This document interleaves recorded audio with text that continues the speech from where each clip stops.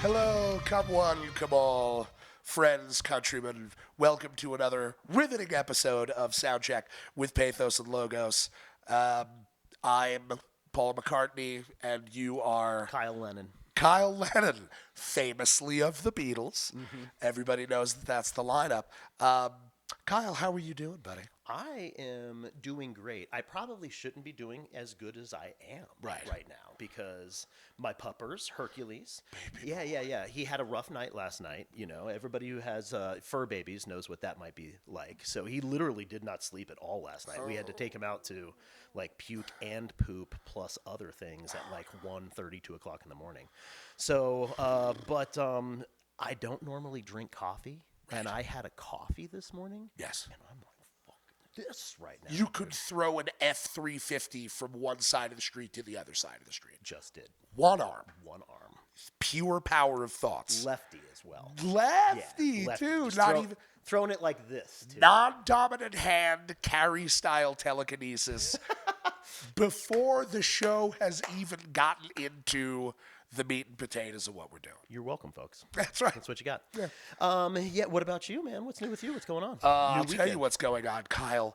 Editing this program, editing the Soundcheck shows, has been a wonderful opportunity, great learning opportunity for me, both apprehending the art form, because it is an art form, there's indisputably, of editing. You know, I feel like I notice it more now that I'm in other media, you know, now that I'm starting to do it myself. And it just makes me reflect on the sort of opportunities and doors that are open for modern artists and modern musicians. You and I are a two-man act, and it at the same time that it does create unique opportunities, since we've started being just a two-man band, we have done far above and beyond all of the stuff that we were ever trying to do in larger setups. Yeah. But the onus of responsibility is also increased. There's a lot more that you have to do on an individual basis. Without a doubt. You know, but it emboldens you. It gives you greater power. Legitimately, I mean, there are additional technical life skills that you have. Yeah. You know, especially this day and age. I mean, who's not doing some form of either photo editing or video editing? Yeah. You know, all that fun stuff. You know, putting filters on their pictures, on social medias, et cetera, et cetera. So yeah, just having some sort of background in that is always really nice. Dude. Yeah. And I mean, especially doing as many shows as we've done at this point, it's practically a full-time job. So yeah, for those of you who don't know, Paul and I do edit the shows ourselves. That's right. And so we've been trading off duties doing the editing. Oh, I should take a minute to apologize to the folks who were watching our last couple episodes, because we did have a mic cable go out, and so you didn't get to hear my beautiful, sonorous, silky, lush, invigorating, titillating voice for the entire episodes. And so now you can. Yeah. We fixed it because you got to, and we did. And so now you will be able to hear both of us clear as a bell, and in all of the patent absurdity that we always promise to bring to the table. Speaking of, I don't know, stuff. The door was open for speaking of patent absurdity. Yeah, but that would not have been a good way to introduce our guest. Speaking of patent ridiculousness. No, absolutely not. That is not how you introduce the guest at all. Would you like to introduce the guest? I absolutely would. Because we're going to go straight into it. We're changing the format up a little bit. Changing the format up a little bit. We're sort of streamlining here. That has been a theme to the streamlining thing for us, both in the music, the way that we're doing the show. Streamlining our faces, streamlining our bodies. We're streamlining the show. Oh, yeah. I was about to say, I'm starting to reduce a little bit. I'm working on it, baby. I'm trying to eat more of that broccoli instead of whatever I have been doing. Midnight ham? The days of night ham are long behind me. For those of you who remember. gone from the charts, but not from our hearts, both in terms of the emotional content of the memory and also the atherosclerotic plaque that has built up in there. We're trying to switch it up, trying to clean out the pipes of the little bean sprouts. But yes, I will happily introduce our guest. He is the general manager of Music Depot in historic Greeley, Colorado. That's right. Guys, we want to put our hands together right now for the one, the only, Tyler.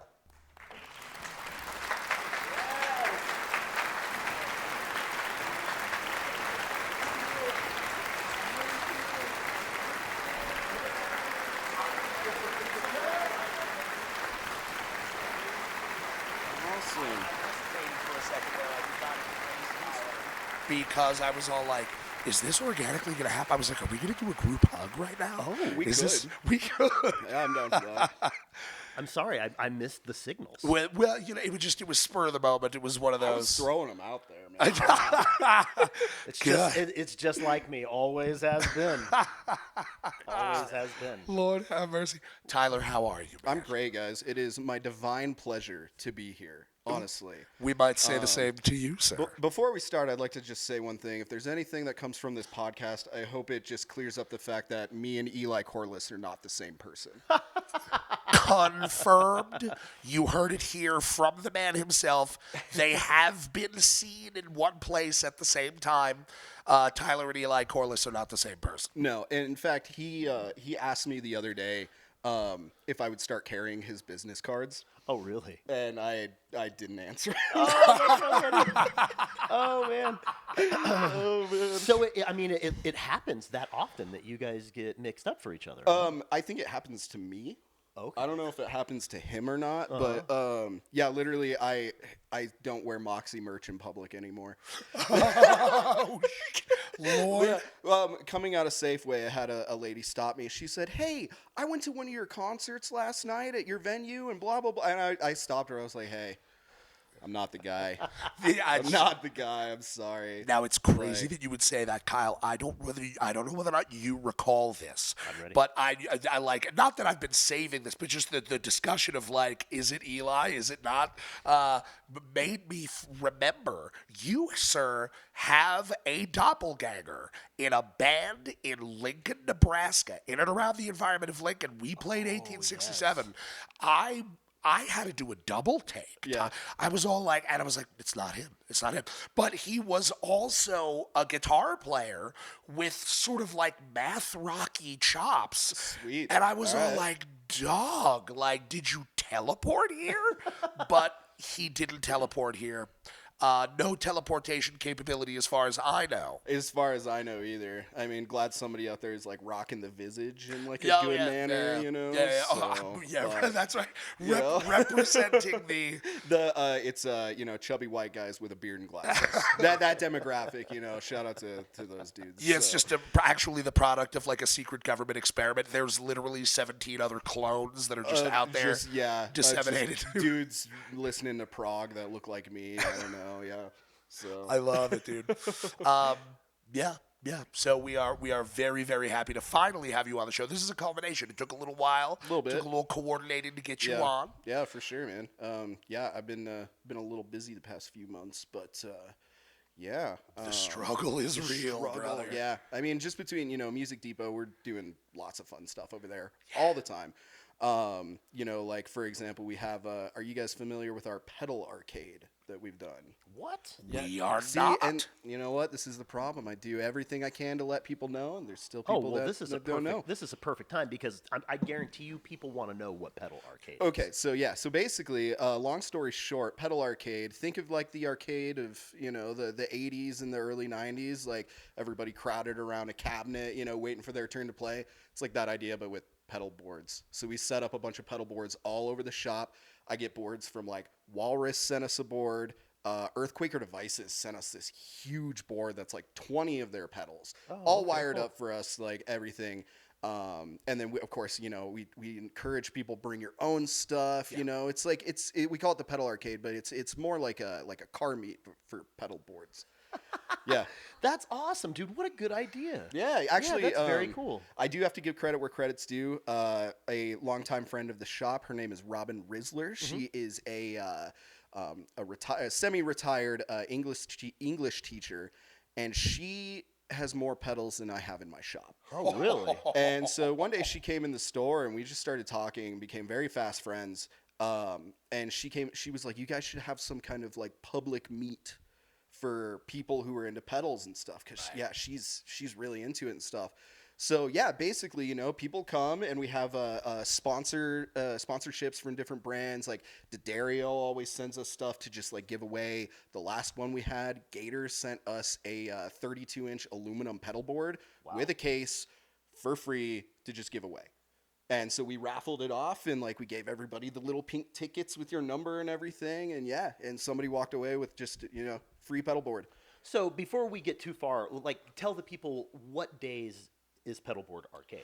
So it kind of varies. We do them every few months. Okay. So there's not like a specific day. It's you know, it's an event. I was just gonna. You took the words right out of my mouth. It's an event. It's an event. Yeah. So you know, there's a lot of planning and logistical things that go behind it. You know, so I would love to do one every week, but you know, realistically, also, you know, oversaturation and things. You know, Well, you want right. you want to give the people, you know, a little bit of want. You know Make what I them mean? want it. So, yeah. Make which, them want it. Which we could talk about that later, but that's good advice for, you know, any kind of music, anything, oversaturation, man.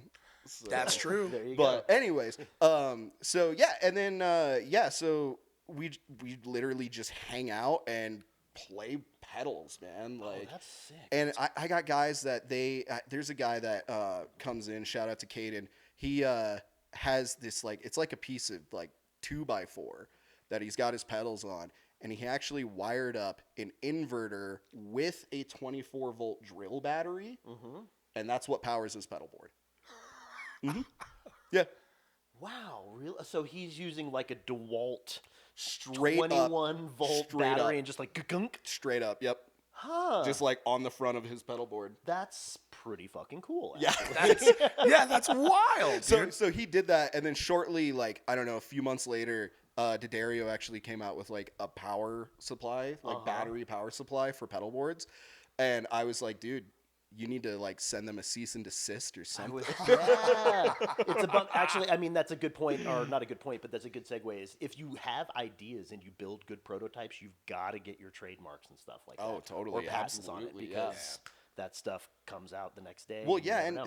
so yeah, and he just does it for fun, you know. And it's like we got guys that are like, you know, everything from that. He's just got like a few like mini pedals on his board, like nothing super crazy. And then dudes that have pedal boards that are like more expensive and the size of my car. You know what I mean? Like, they got all the Strymon, all the Maris, all the expensive Walrus stuff, and everything in between. You know what I mean? If you got a Tube Screamer and that's your one pedal, dude, bring it in. If you don't got any pedals, you don't even have to be a guitar player. We got a guy who brings in he's got a piezo pickup in a mouthpiece for low brass instruments. And that's a good yeah, idea. and so he'll bring he's got like a I think it's a euphonium. He's got his euphonium, and then he's got a trombone, and he mutes them, and we run him into a bass amp.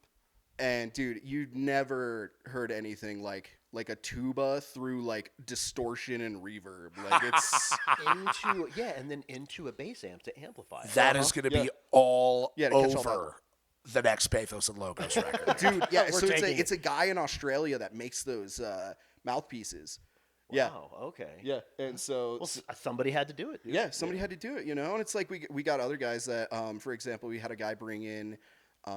It was a harmonica with a microphone with a high Z input, so you could plug it into Like a guitar amp. or yeah, something with a like guitar that. amp, exactly. Wow, Yeah. okay. And then we just ran them through, you know, harmonica dotted eighth sounds crazy. You know, and that's really what it's all about. And that's kind of like the whole vibe is like, it's literally just to like hang out, make weird sounds with, you know, the little boxes of circuits and stuff like that, you know, so it's a really good time.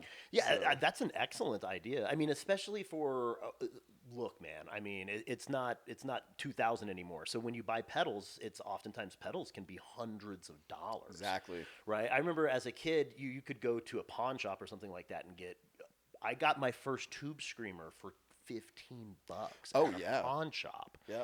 And it was a good tube screamer, you know. But nowadays, yeah, I mean, a lot of those pedals are going to be $150, $200, $250 and up. Oh, exactly. dude, yeah. Yeah, oh, yeah. it gets crazy. Like with some of those pedals, when you get into like they call them like the, you know, like workstation pedals or like big box pedals, you can get like $400-500. Yeah. For a pedal. Exactly. For a pedal, dude. Yeah. Yeah. And so imagine there being somewhere where you could go and actually like try all that shit before you dump And see, $1 million that's into the the idea. next pedal, dude. Yeah, because the inverse of that. Oh, imagine the place where you can go where you can field test the gear. Imagine the feeling that doubtless millions of musicians have felt, where they've just dropped $350 on a pedal and they go home, unbox it, and plug it in, and they don't like it. Straight up, dude. It's It's the music store effect, man. That It's just the music occurred store to me, effect. dude. Well, and there's, you know, I actually have opinions about that because like there's many things that come into, you know, that come into play with that, because, you know, depends on the amp they were playing through in the store. It depends on, like, you know, a lot of music stores will do like sound treatment and stuff, you know, not like super heavy stuff, but you kind of gotta. You know see what it I on the mean? walls. People tend to exactly. look past it. They're like, oh, look at all the guitars. But behind that is all sound treatment. It's on the all walls. sound treatment, and then you got some like clouds up top, you know, or whatever. But so, you know, there's many factors that come into that. Just, you know, it's the metal zone effect. That's what I call it. You know, everybody thinks a metal zone sounds terrible. It's because they're running it into a Fender frontman. You know, and everybody's going to say, well, dude, a metal zone sounds dude, terrible anyway. This That's pedal, not the point. This pedal sucks, as it's coming out of like a Jay Tercer practice amp. Exactly. Don't blame the pedal, man. Yeah, dude. Yeah, But So that actually, it gets me wondering, is there a particular pedal or a piece of gear that you didn't think you were going to like? Let me rephrase this. That surprised you, that you're just kind of playing around and you're like, oh my God, this is amazing and I have to have this.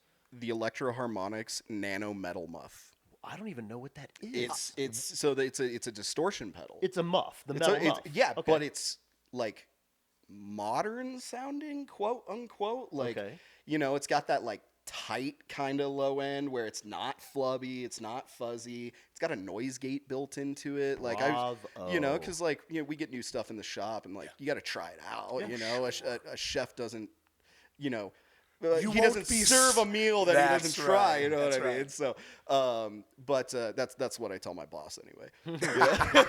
I mean, but that just like in the world. So I've played in 1 million cover bands. Sure. And it's that fine line between like, are you messing with me right now? And no, this is an actual thing. Yeah, sure. You're playing the cover band. You have to go talk to the women who show up to the show because they're coming out every weekend. Right. They spend lots of money at the bar. Right. They're keeping track of the band. You have to talk to the ladies.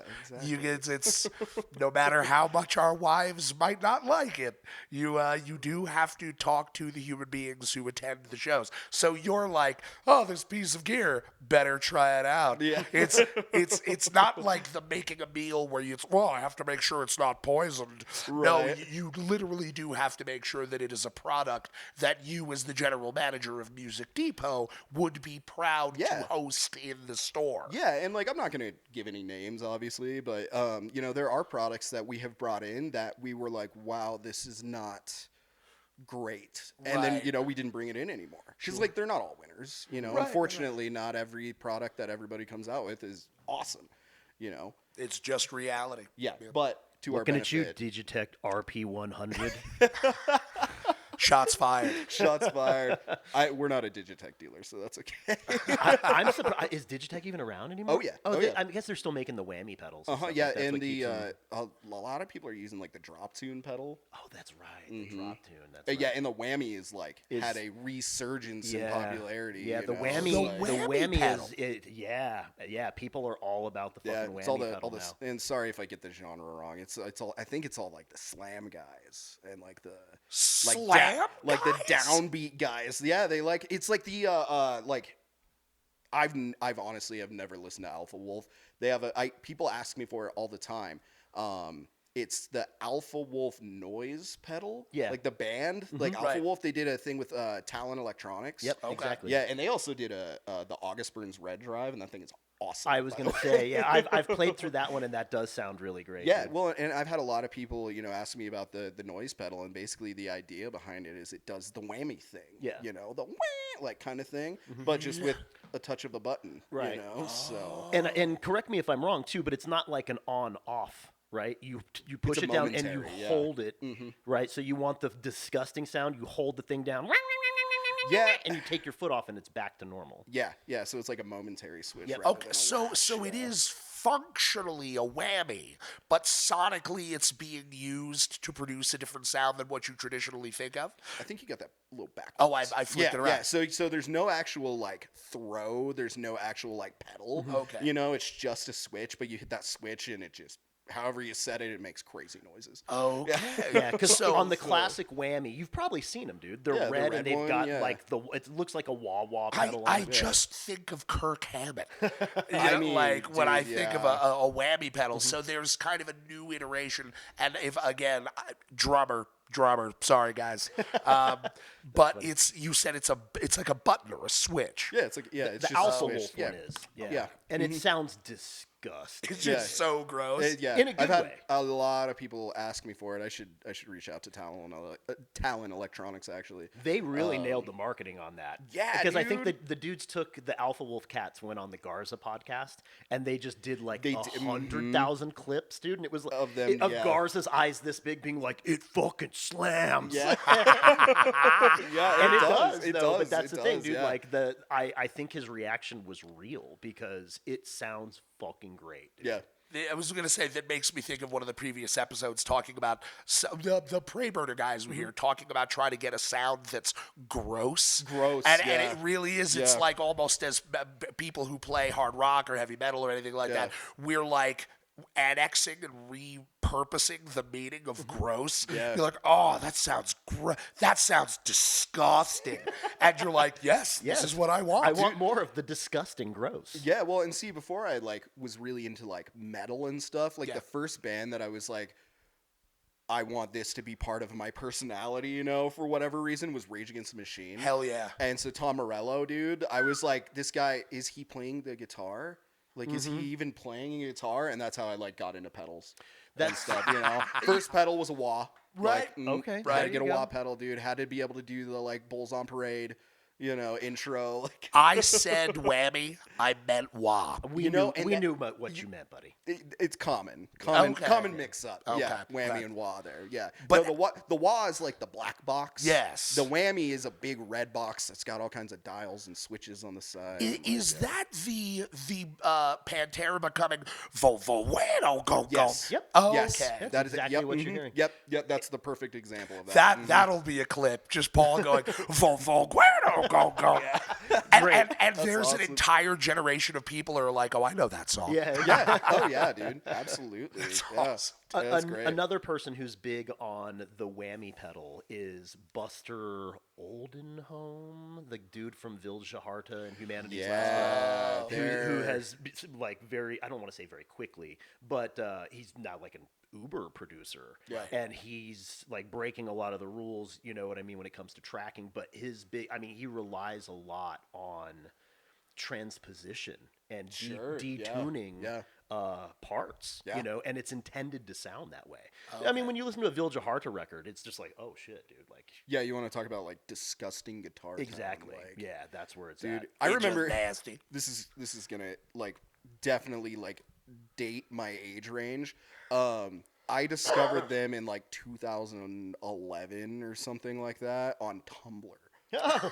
Yeah, Fuck yeah. what a name drop, we didn't right? know Tumblr was gonna end up Dude, on the show oh, today. yeah, man. Like them and like Chon, Scale the Summit, all that stuff, dude. Like On it's Tumblr good of stuff. all places? Yeah. What? So I have to apologize. I have never used Tumblr. So I I'm haven't not used Tumblr in over 12 years. Okay, so let's tell the people what even is Tumblr still around? I don't know. Okay, then what was Tumblr? It was just a social media app, Oh, and it was okay. like you had like a feed, and you could just share stuff, and it was just like endless scrolling, and like, you know. But there were like little music communities and stuff. There were lots of communities on Tumblr, but yeah, no. Honestly, I didn't walk in here expecting to talk about Tumblr today. None of us knew that this was coming. It's what we bring to the table. Oh yeah, kind of a jump scare for everybody. They're like, "What? I haven't heard that name in ages." Jump scare, dude. Yeah. Oh, Amazing. man. But anyways, So Rage Against the Machine. Let's jump back to that. Yeah.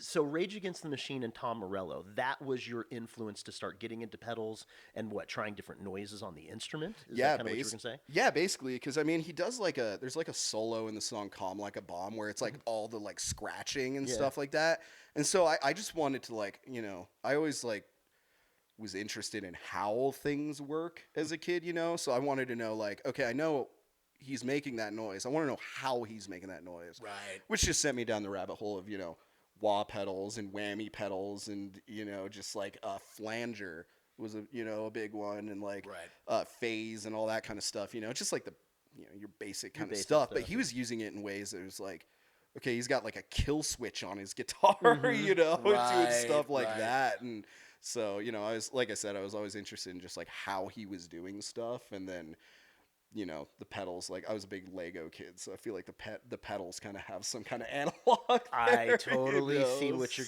getting at. There's a Lego to pedal board pipeline. You know what? That needs to be studied. That should be studied. Lego should make a pedal board. You know, they should. They've done like the Fender thing where they had like, it was like a little Fender frontman amp with like, or like a Champ or whatever, like a, you know, a Strat. So yeah, they should do like a Boss. I want a Lego Boss Metal Zone, dude.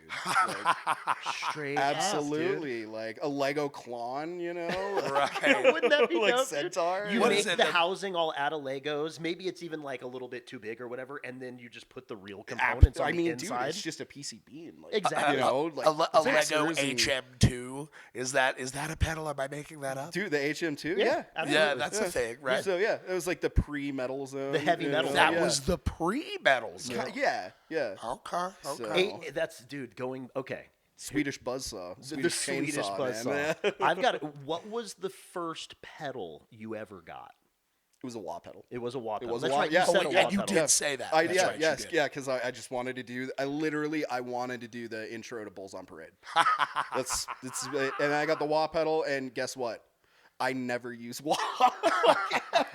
Okay, I'm glad you said that because, dude, I don't know if the first pedal I ever got was a wah pedal, but it was definitely in like the first three, right? I got it like for Christmas when I was 15 or something like Classic, that. yeah. I probably used it 3 times, dude. Yeah. Maybe 3 times, and I was just like, I never fucking used this thing. Right. You know No, what I mean? like I'll use it if I'm like, you know, like playing some Mastodon on like a, you know, if I'm just Sure. like covering a song or something like that. But in my, when I was in Jellyfish Farm, Yeah.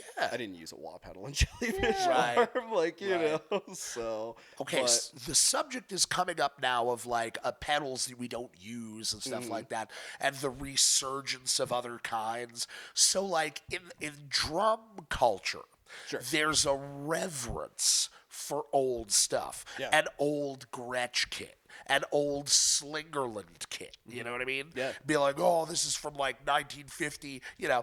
And I know that there's, you know, a certain amount of reverence for certain kinds of musical gear, like a 50s gold top Les Paul or something like that.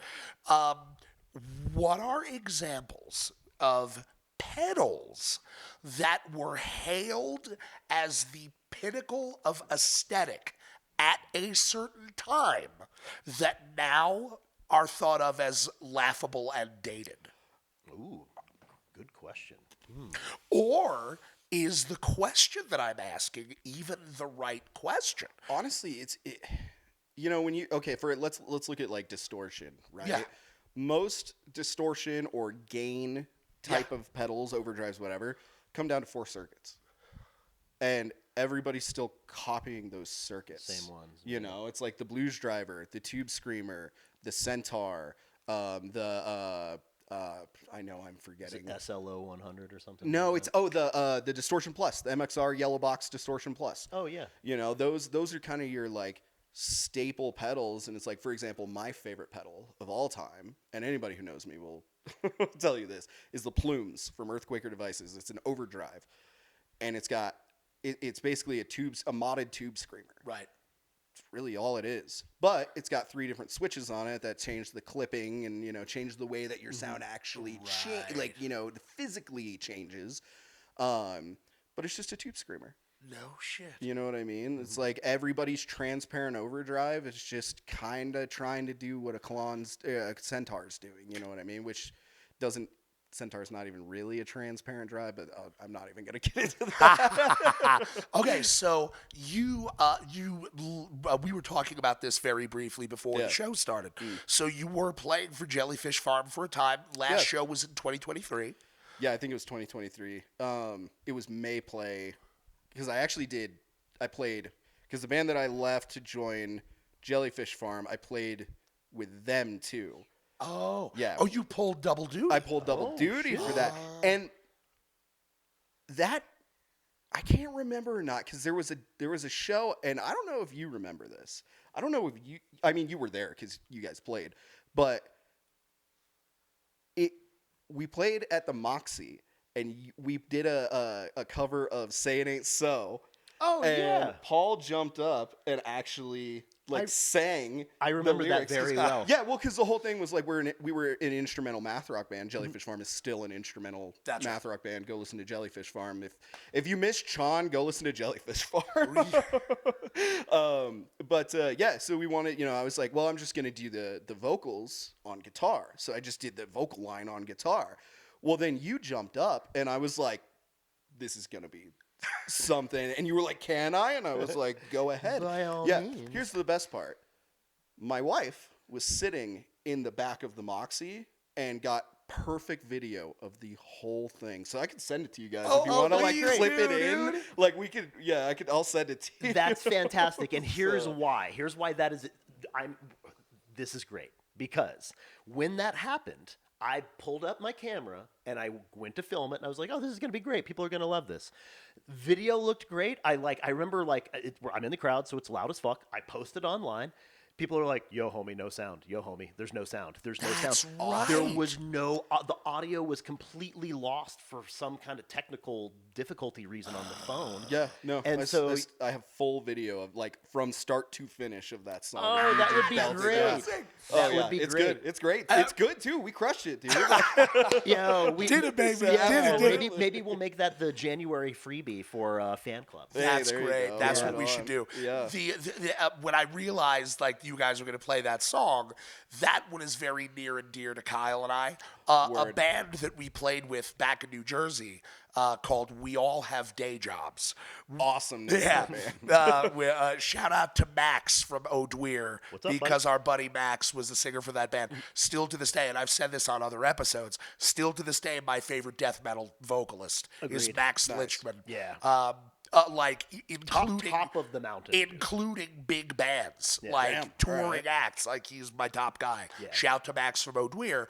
But Max is also a very talented drummer, and we would get up, and Max is, and we're raging, and then Max would go play drums. I would take the mic, and we would do Say It Ain't So. Yeah, that's great. So that's why That's why I was just ready. I was gonna say you had like a golden aura around your head, and I was like, if I say no to this guy, he might hit me.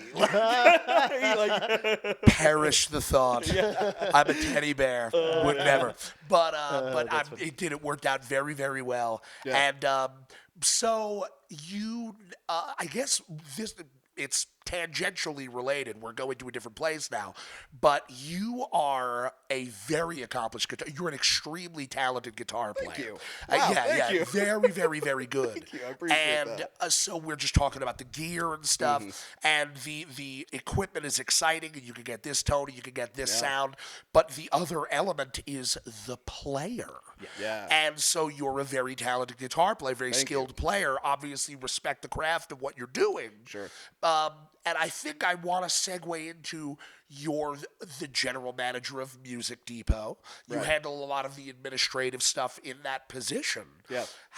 how do you because you don't you have personal projects in which you are investing time and effort, but you're not necessarily like a part of a band presently. Right. How do you manage the balance between handling being the general manager of the promotion and the administrative stuff at Music Depot while at the same time feeding the soul through the craft? I don't know. Real. No, honestly, I kind of, a lot of what I do is just like, making sure that, the core of like what Music Depot is always like handled. Yeah. You know what I mean? So that's always going to be my first choice whenever I'm doing stuff like that. Of course. The other thing is I just try not to overload myself with stuff. You know what I mean? Like you can get really excited, especially like, like this actually happened to me when I first, when I left the band that I joined after Jellyfish Farm, Nightwaker. When I left that band, it was, mostly to just do, I wanted to do more photo and video and that kind of stuff because it was like really taking off, and I just took on way too many projects and honestly like didn't value myself correctly, my art and stuff. So I was doing a lot more for a lot less than I wanted to, if that makes sense. And that's not even just like a financial thing. That's just like a fulfillment thing, Yeah, less so fulfillment, yeah, less exactly. reward. So, and I am extremely lucky to have, the job that I do to be able to like, because they kind of work hand in hand a little bit because I do all the video and photo stuff for Music Depot as well. But it kind of all intermixes in a way, but I think the big thing is just finding the balance of like when to say yes, when to say no, and just like I said, kind of valuing yourself because don't overdo it. If you just start out and you don't know what like, well, I'm just going to use cameras for an example. If you don't know what the ISO on your camera is, like maybe you should figure that out before you go jump into like taking on clients, things like that, and it's like that's kind of the culture, right? You pick up the side hustle and you run with it. But I feel like with that, there's a little bit of like you said, a little bit of loss of respect for the craft. Like I'm a very like techie person. Yeah. I read spec sheets for gear for fun. Yeah. You know what I mean? So I might be a little biased there, but what was the question? Well, but suffice it to say, like doing the show, and kind of Kyle and I making a conscious shift to focusing on this. Like we're actively writing for our new record and stuff. But there's just a lot of things that we have done over our tenure as Pathos and Logos that have, by their design, necessitated sometimes a shifting of focus, and absolutely. sometimes an outright removal of certain things that we were accustomed to or acclimatized to as a band, because in the modern landscape, that's no longer a part of what being a band means. Right. So some of those adjustments, I don't want to say that they can be painful. Well, maybe some of them are painful. Yeah. You're used to doing things a certain way, and you're expecting things to go a certain way for the all the time that you're building up and you're learning to play and you're starting out in your first bands. And then I think all of us, to a greater or lesser degree, have been just broadsided by rapid, super intense change in the way that everything works. Actually, I kind of want to touch on that because it kind of relates back to Music Depot as well. Because in 2019, that's when I was hired on at Music Depot, because Music Depot for the people who don't know, the shop's been around for 25 years, over 25 years in Greeley. Oh shit. It's changed hands a couple of times. In 2019, Jenny Sweet bought the store. She was the bookkeeper for Mark Payne, the previous owner. And he made a joke about retiring. She made a joke about buying the store, and then 2019 happened, and and she's a longtime family friend. So like, I was working at a solar company at the time. Hated it. Like Gary Vaynerchuk hustle bro culture. Like, I don't know if you guys are familiar with that kind of stuff. Gary V. Yeah, Gary V. Like posters on the wall of Gary Vee in the people's offices kind of thing. So did not fit in super great. Learned a lot at that job about just how to talk to people and, the psychology of sales and that kind of thing. Sure. But then when Jenny bought the store, I was like, look, I'm starting to get into this digital marketing kind of thing. And it was like when Facebook advertising was like kind of becoming popular at the time. Worked for her through the holidays for free for like 3 months. And then basically just I was like, you can't say no to hiring me now. Right. But in a good way, bullied her into hiring me. And then but yeah, so and then shortly after that, the big old scary the big pandemic happened, and that was challenging for a business that rents out things that kids put their mouths on. Yeah, dude. Yeah, so we saw, wow. I don't want to get too doom and gloom because that's just a bummer, but during COVID we saw like a lot of returns for instruments that had been rented out because they had no band classes. And at the time it was like nobody knew what was happening. Like we would talk to the band teachers and they'd be like, it's changing by the day. I mean, there was we got an order from the district that was $15,000 worth of protective gear. Yeah. Like face masks, bell covers, that kind of thing. And literally like overnight it was like these companies went from making like D'Addario was making face shields out of clear drum heads. I bet the hell they were. It was crazy, man. It made Zoom. It made Zoom. We know Zoom because of the pandemic. And then circling back to the the digital marketing thing, that's what everybody did. Yeah. When and so you saw it was like, I'm gonna get a little numbersy. It was like cost per click on like a Facebook ad went from like 2 cents to like 75 cents in like 6 months. That kind of thing. So yeah, you talking about rapid change. That's just kind of the businessy side of things of how that happened. And then, honestly, the last 5 years, it's been, kind of like this a little bit. Yeah. As far as, mostly what it comes down to is the supply chain issues. Right. And and honestly, that's the biggest problem that Music Depot faces these days is just getting things in stock in a timely manner. Oh, really? Yeah, dude, man. It's funny you say that. That's enlightening to me because as a local musician, there's a Guitar Center in Fort Collins. We're here in Windsor, and then there's the Music Depot in Greeley. When I actually need something, and Guitar Center doesn't have it anymore. They just don't have shit. Yeah. Unless you're a DJ, right? If you want to be a DJ or if you want to buy a Miss Kitty guitar or something like that, then they got what you need, bro. Yeah. But anything else, like, dude, I come to you guys to find the hard stuff. Appreciate that, bro. And you always have it.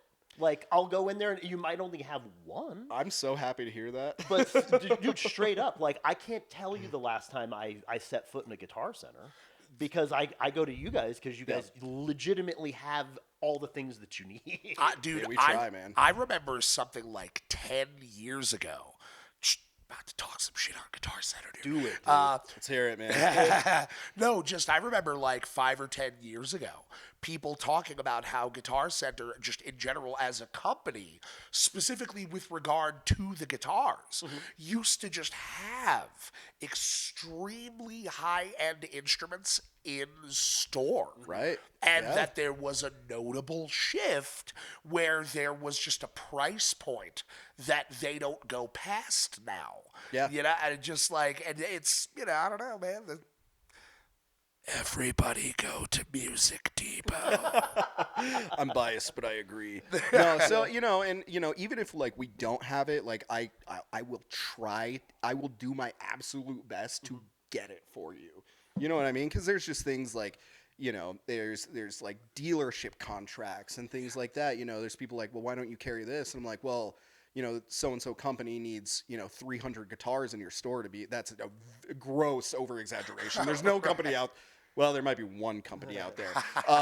But so there's things and, reasons on why we can't get certain things. But generally speaking, like, we've been around a long time. Like, we have some contacts. We can figure it out for you, The biggest thing that we I would say that we face in that department is just shipping times. Because like Sweetwater, they have a giant warehouse full of stuff, which is great. I'm not bashing Sweetwater for that. But so it's like, well, Sweetwater can get it to me in 2 days. It's like I have to order it from the factory or the warehouse of that company, whereas I don't have a warehouse to stock thousands of guitars, which again, it's two different businesses. Yes, but right. a lot of unfortunately, with the way that things are and as fast as things are, like if you don't keep up with that, like you're going to get left behind as a business, So we do online sales. We do ship. I ship same day. Actually, I will personally drive it to UPS and give it to them to make sure that it gets on that truck that day. Y'all heard that? Fantastic. Tyler's going to drive it to you same day, baby. Same day. It'll be in UPS's hands. You'll have it, That's awesome. I mean, it's kind of baffling to me, dude, because honestly, like I said, every time I've been in there, you guys have exactly what I need. It's always hard to find shit too. Yeah. It's like, oh, I want a 9-gauge acoustic string, right? Yeah. Oh, we have that. What's that? Exactly. They've got it, You dude. guys have it. got it. What's that you're looking for? The Behringer FB 101 MIDI pedal? We have it here used, actually. Right. Yeah. I was like, totally. that's where I got it from. I was like, fucking yes. Well, okay, that's the other thing I want to mention is, apparently, I need to do a better job of letting people know that we do buy used gear, and I trade, and we do all kinds of stuff. I just traded. There's a guy that he sold us a fake Les Paul. Told us it was fake. Was up front like, this is fake. Okay. This is fake. Was just But the thing about it was a really nice guitar. Oh, is it? And I had to ask our guitar teacher Jim, because he's been around a long time playing guitar and stuff. And I asked him, I was like, why is this fake? And he's got some Gibsons. He's a Gibson guy. And he looked at it for 2 seconds and was like, bam, bam, right here. Here's why it's fake. And he was like, I do not blame you, because that is literally, it was like the stamp was horizontal instead of vertical on like the Made in USA. And that was like the one like tell that, you know what I mean? How about that? Anyways, guy, he wanted to sell us that. I bought it from him or whatever. Another guy came in. I traded him straight across for a Telecaster that, he had. There you go. So it was like, he was like, I got this little Telly. I don't really play it. Would you do 1-to-1 swap? I was like, yeah, sure, man. Good. And of course, I've told him this is a fake Gibson. Yeah. I literally like put a sticker or like a sign on the side of it that said fake Gibson. Yeah. Because it was, it was close, man. Right. Pretty close. Right. These fake Gibsons they can get pretty close, So Different strokes for different folks, as long as it feels good and Yeah. it plays Yeah. just fine. well, and that's the thing. That's why I bought it off the guy, and I was like, this is a nice guitar, just in general. Yeah. You know what I mean? That's something you can't argue with. So No, it really isn't. If the instrument feels good to you, dude. yeah, Yeah, absolutely. Because there's instruments out there that are $2,000 guitars that play like crap, and then there's guitars that are like beater like $300 guitars that are great. magnificent, dude. Yeah. We had the Prey Burner guys on. Oh, Grizzo's making his appearance. Hello, Grizzo makes his annual appearance on the show. Nice. We had the Prey Burner guys on last week, Yeah. and they were talking about the Beater Harley, guitars. Yeah, beater guitars. the Yeah, I Harley watched Benton that. Yeah, yeah. guitars. And how he's like, I love it. I have 2 of them now, actually. And you're based on the price point, you're really not supposed to think that guitar is that great. But I'm past all that stuff, dude. Like, Yeah. I'm not really like a price tag guy anymore. Like, if this sounds good for me, or if this meets the needs of what I'm trying to do, it could be $1. That would be great. Straight in fact, up, if it was dude. $1, the That's less money, the better. I tell my customers that's the unarguable factor. Yeah. Is whatever that may be, it's this just feels right. You can't argue with that. Yeah. Yeah. It just feels right. Doesn't matter what brand it is, blah blah blah. If you're a Gibson guy, you've only played Gibsons, you pick up a Strat and you're like, man, this one just feels right. It's the unarguable factor. Yeah, dude. You can't say a thing about. You're holding a $99 Fender Starcaster, and it rules. And it rules. You can't argue with the fact that it rules. Yeah, exactly. It's like everything's telling you this guitar that sucks, but it doesn't. Right. Unarguable factor. It's the unarguable factor, dude. The vibe of it, you know what I mean? It's funny because you talked about like the music store effect, where you get the expensive gear or whatever, and you bring it home, and you're like, oh, this isn't as cool as I thought it would be. Mm-hmm. I actually have a couple guitars that are like that. Oh, sure, yeah. Oh, dude, like these are sick. I want this, yada yada yada. And like the guitar sound, for example, I've got a Stephen Carpenter custom baritone, right? Nice. And the guitar sounds great. I track with it all the time. I do really I even love the guitar, but it's missing like certain little things like the bevels, like the belly bump or like the arm bevel. Totally. And so playing it is very uncomfortable to play. Yeah. And it's like, I just don't play that guitar that much, dude. You know, it's the most expensive guitar I own, dude. Right. And It goes both ways too. Yeah, because similar, I had an Ormsby. Familiar with Ormsby guitars? Yeah. I had an Ormsby. It was a TX. It was like their version of a Telecaster. Mm-hmm. It was rock maple neck. It was mahogany. It was multi-scale, 27 to 25 and a half. And my God, that guitar hurt me to play. Oh, no. Yeah, I ended up selling it because I was like, it had like a chameleon finish, like a carbon fiber pick guard. It was like if you dipped a Telecaster in a black hole, like and pulled it out. That's what it looked like, dude. What a description. That's Ripping great. guitar. Hurt me to play it, like, because it was just so heavy, and like I didn't vibe with the baritone, man. So like I had a Legator, Legator, however you say him. I think it's Legator. Loogie Toogie. Loogie Rhymes with Skeletor, Legator. That's how I always think about it in my head. Anyway, dude, beautiful guitar, all wood grain finish, got it straight through like an endorsement deal and stuff through the company and everything like that. Awesome. And dude, the quality of the guitar was so bad that I couldn't fucking play the thing, dude. I literally couldn't play this guitar. Yeah.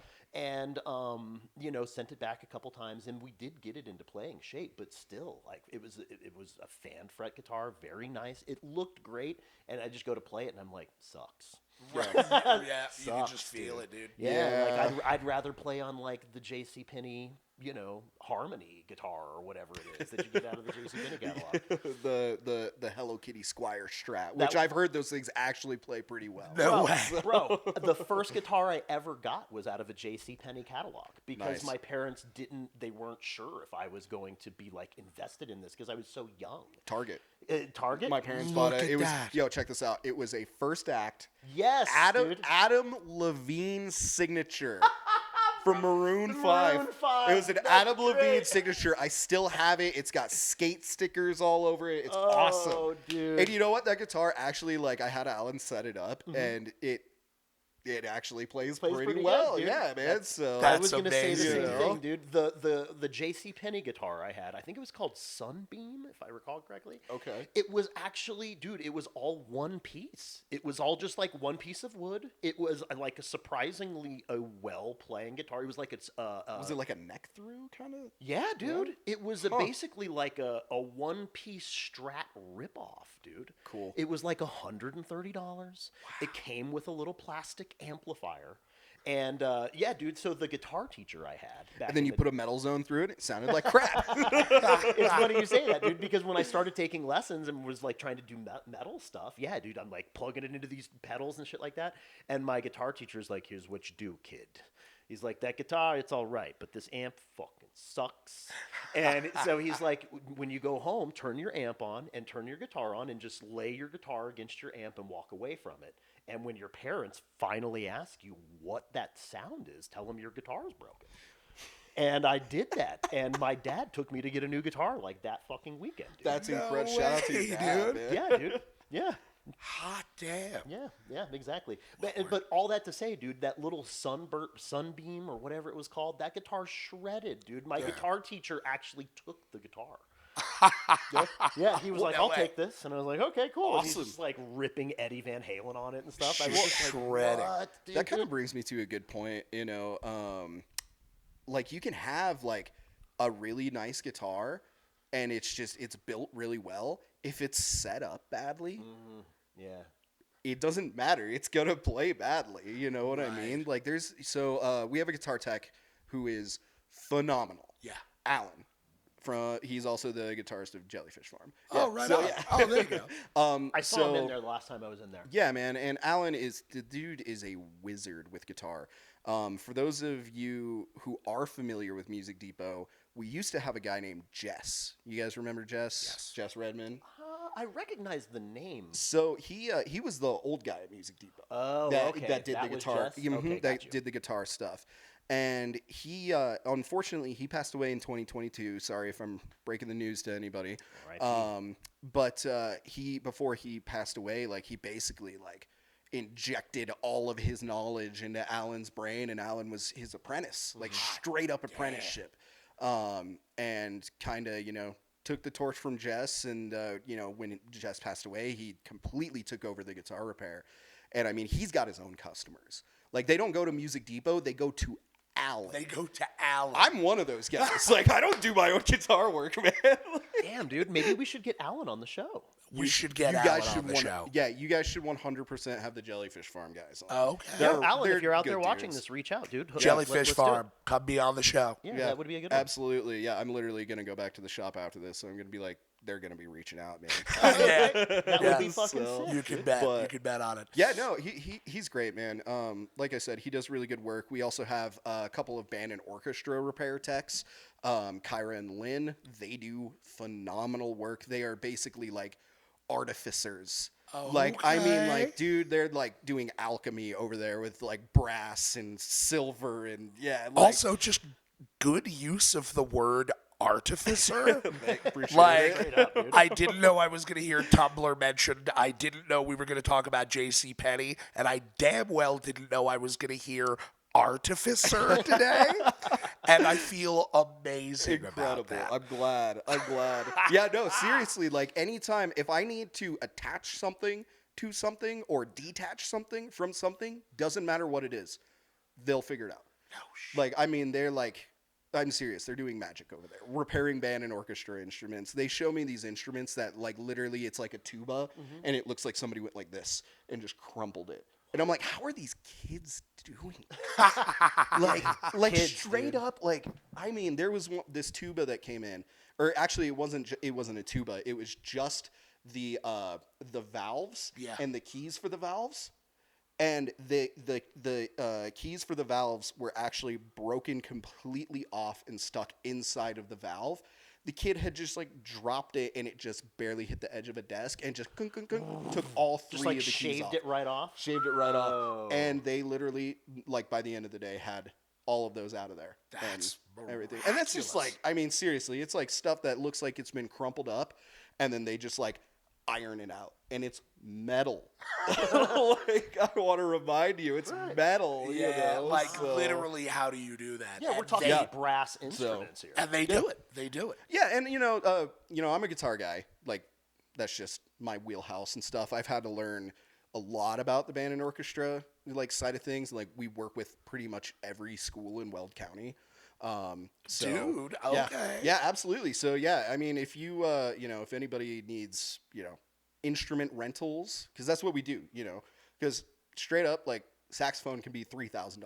Oh yeah. You know what I mean? Like, parents can't afford that, so then we rent them, and I'm pretty sure a saxophone is like $35 a month. Oh, perfect. You know what I mean? So it's like it's makes it super. possible. Yeah, it's like literally your Hulu, ESPN, Disney Plus subscription for an instrument. You know what I mean? And you get to own it after you rent it.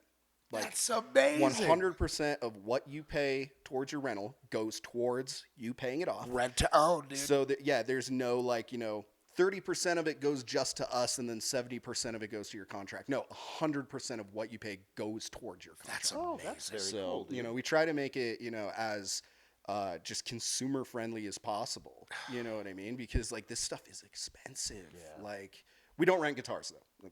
That's the only thing. We don't rent guitars. Right. I actually don't have an answer for why we don't do that. It just isn't a thing that you do. So- But that's sacred work that you're doing. Yeah, Making it so that people can get the instruments into people's hands, into kids' hands. Yeah. Just to help perpetuate the next generation of people who are ensconced in the art form. Yeah, and that's kind of like a big point of like what we're about. Is just like, we're a very community focused store. Like I was saying with the Pedal Arcade, we work very closely with all of these schools. We're on a first name basis with all of the teachers we work with. We've started doing work with UNC, and I'm this is part of the problem, but we've done stuff like marketing stuff with like the Moxie and Bandwagon and stuff like that. So me and Eli have worked in, proximity, which doesn't help with what I said at the beginning, but so yeah, a big part of like my kind of vision for Music Depot when I became the general manager was the community aspect, the people, because it's humans playing instruments. So why aren't we connecting with the humans that are playing the instruments in our neighborhood? Right. You know what I mean? Yep. So Dude, we can 100% relate to that. That's why we started doing the talk show. Literally, the point of this whole thing. Yeah, because we ran into a similar thing in that we sort of did our music careers, Pathos and Logos, somewhat backwards, right? Because neither Paul or I are from Colorado, right? We were transplants. Oh, I didn't know that. Paul's from Jersey. I'm from Alaska. Okay. We met in Jersey. And then I moved back to Colorado in like 2010, I think, and Paul was, 2014 or something? 2014, 2014? that's right. Yep. And then, so Colorado's been our home base since then, but because we're not necessarily from here, when we started doing Pathos and Logos and the Caveat and stuff, we started playing shows out of state. And trying to get shows in state has always proved to be difficult for us. Interesting. But, it just wasn't the focal point. Exactly. Yeah. And so that's why we had been out on tour so much and always out of town. And so when it came time to, it's like, well, fuck, dude, all of our friends live in Colorado. Yeah. But we're never here to play shows with them. Why don't we do this where we're going to see them every week anyway? And then we get to talk and shoot the shit. It's low pressure, you know what I mean? Totally. Like we don't have to sell tickets. You don't have to do sound check. Yeah, we didn't have to clear this with a booking agent. Yeah, right. exactly. You guys weren't like, hey, can you come out on a Tuesday at 7:30 p.m.? right. Yeah, we get like full control over it, and then we get to do it as much or as little as we want. And dude, it's ended up being a full weekly thing for us, and we have found that it really has helped build the community. Absolutely, it really has. Yeah. Well, in the the age of making everything not human, like you kind of gotta hold on to that a little bit, Yeah. So, and that's kind of where like I said, where the core of Music Depot lies is like the human element. Yeah. Our salespeople, they are salespeople, but like we don't make commission, so Right. we're not trying to sell you stuff that you don't need. Right. You know what I mean?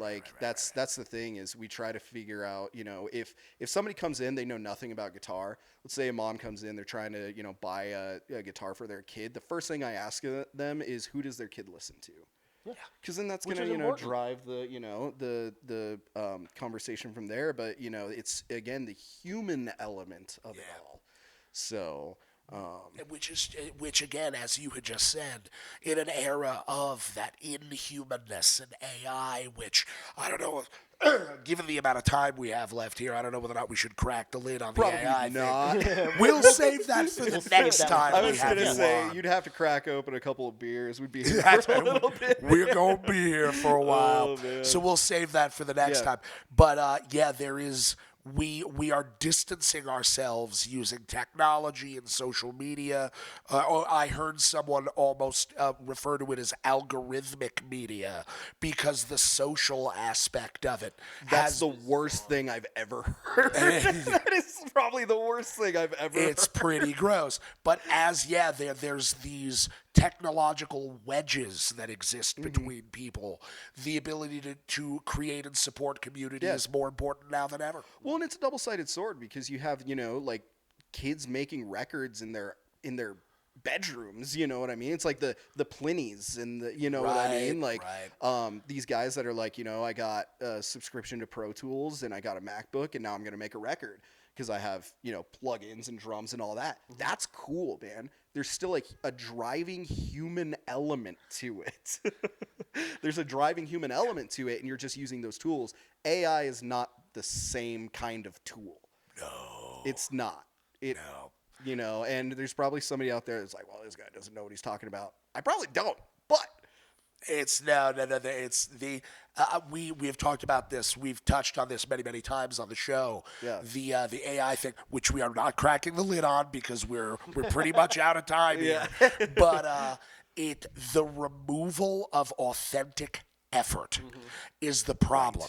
People don't think about this. I think about this constantly in an era where the AI thing is starting to dominate so powerfully. Effort is a currency. Yeah. And you see somebody who's really sick at what they're doing, and obviously you see the sights and hear the sounds, or you observe the art form in an expertly delivered form, and that in and of itself is stimulating to observe or to perceive, but it is bolstered by years and years of invisible, consciously imperceivable effort. Yes. Yeah, and it accumulates and it accumulates and it accumulates. And that's a huge part of what you're perceiving when you see mastery. Right. And so now you have these technologies that someone gives a prompt to an AI and it writes them a book. Yeah. And the person who put an AI prompt in thinks they wrote a book. Yeah. You didn't write a book, homie. I don't know what to tell This you. statement is of my opinion and no business entity that I'm representing. And I lost that train of thought, so never mind. My brain just censored myself.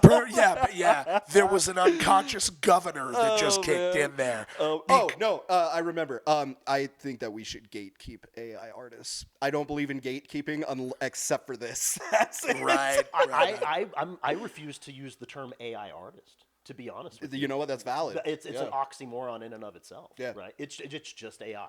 Yeah. To me, like it's just AI. Well, and I have people tell me, you're just an old man yelling at clouds. Like this is just, changing like everything else. And I'm like, if that's the case, I will no longer be participating. I'm just gonna write my music, throw it up on SoundCloud. Which actually, as a business owner that gives music lessons, it makes a strong. I believe more strongly now than ever in lessons. I'm a music teacher of many years. You have people working at Music Depot who give lessons. Absolutely. There is no matter what careers look like in the future in the era of AI or whatever, there is no world in which you are not actually, as more people become more lax about the discipline because they don't need to push themselves as much to get those sounds. Right. Yours to lose, guys. The people who are still willing to push themselves with actual instruments in their hands, it's going to be easier than ever. Yeah, Because you're going to find fewer and fewer people who can do it. Yeah, I mean, Made by Human is going to be like a certificate of authenticity. Made by Human is the new organic, dude. And I started hearing that on like iHeartRadio and stuff. Yeah, Made by Human. That's always crazy, human, that kind of thing. And Always human, dude. I realized that I had probably heard that over the ad or whatever 15 times, and I'm like, oh, actually, I do appreciate it. The new gold standard, dude. And I do just want to touch, because you had said something about lessons and stuff, and I do want to, say that anybody of any skill level for any instrument can take lessons. Jeff Loomis takes guitar lessons. That's right. You know what I mean? Yeah. Like Tosin Abasi takes guitar lessons. Yeah. You know what I mean? You can always learn something new and pick up a new skill. Yeah, and if you're in the northern Colorado area and you need some lessons, come to Music Depot. We got a resource page on our website. If they don't give lessons at the shop, they're in the area. That's right. So, That's right. and it's piano instructors, trumpet, cello, violin, guitar. We do guitar instruction in the store. Shout out to Jim Dupree. He's our guitar instructor. He's been teaching for longer than I've been alive. So, teaching guitar. Guy knows what he's doing. Yeah, man. Yeah. And he's been around for a long time too. So, and he teaches, I've heard him teach people, Creedence Clearwater, Johnny Cash, Polyphia, like, you know what I mean? So he's up on the new stuff too, which is important too. But that's beautiful. Yeah, sitting down with a person will never beat. Sitting down with a person will always beat any other form of learning. That's right. Because you have that feedback of like, hey, you're not doing this right. I always tell people, like, if you want to start learning an instrument. YouTube is a great way to get your feet wet. You know, learn a couple chords, get kind of comfortable with it, but then go find an instructor if you really want to progress with your instrument. So, And the last thing I'll say, because we've come to the end of our time here. I'm a yapper, man. No, so are we. We're trying not to go get the beers and sit here for 5 hours because sure. the urge is strong. Yeah. But the AI is a clever mimic. It's mimicry. It's thievery, really, because it's trained on the hard work of talented musicians and artists who have their hours in and have all that time in. Another strong case for continuing with lessons and everything like that is there's a fear that, oh, well, why would I do that? Why invest the time in being a musician if this technology can just clone it or copy it? That line of thinking entirely ignores the concept of novel artistic frontiers. Yeah, 100%. It is always worth it for you to be the one who can play, who can write, who can draw, who can paint, because all that AI is thievery and mimicry, dude. Mimicry. Not only that, but probably the most hustle culture thing I could ever say, that I personally would like to say is, God damn it, I lost that train of thought. Never The struggle mind. is so real. Yeah, it'll come back to you. But just the idea, AI used as a supplemental tool or in conjunction with skills that you have cultivated. As long as the skill is inside of you, I got it. You got it. It's you don't grow unless you fail. Your growth is in failure. And when you skip the failure, when you skip the struggle and the learning process, and you don't see how far you've grown. That's right. Yep. That's what I right. mean? We've been saying that for years. Don't skip steps. Don't skip steps. Don't skip steps, steps. man. Don't skip steps. Don't skip steps. Very Shop simple. local. Play your own instrument. I love it. And- That's probably a pretty good cap. That's for it. my wrap up. That's right. I love it. Paul, what do we say at the end of the show, my man?